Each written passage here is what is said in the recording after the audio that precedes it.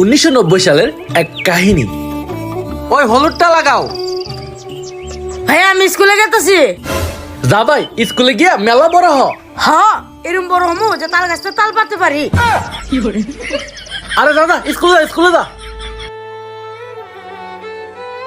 আরে ওই মিজান, ডান পাশের রাস্তা দিয়ে গেতেছস কে?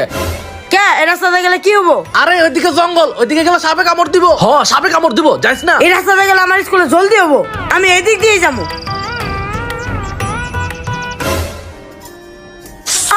ভাইয়া ভাইয়া আমারে বাঁচাও, ভাইয়া আমারে বাঁচাও। আরে এটা মিজানের গলা না? ওরা আবার সাপে কামড় দিল নাকি? চল তো।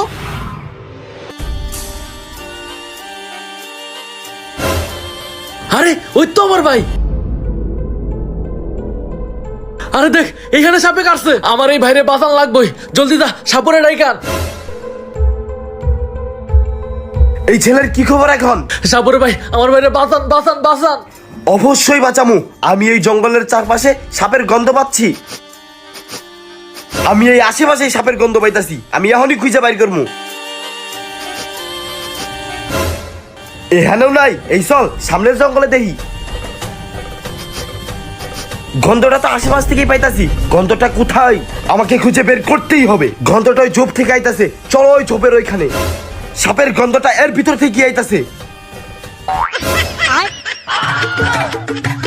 হাই হাই, এখানে দেখি একজন হাগু করতেছে। সাপরে ভাই, এতক্ষণ আপনি গুয়ের গন্ধরে সাপ মনে করছেন? গন্ধ গন্ধ। এই চুপ, দাঁড়া। এখন আমি আমার আসল খেলা দেখামু। এই ভিন আমি এখন বাজামু। চল।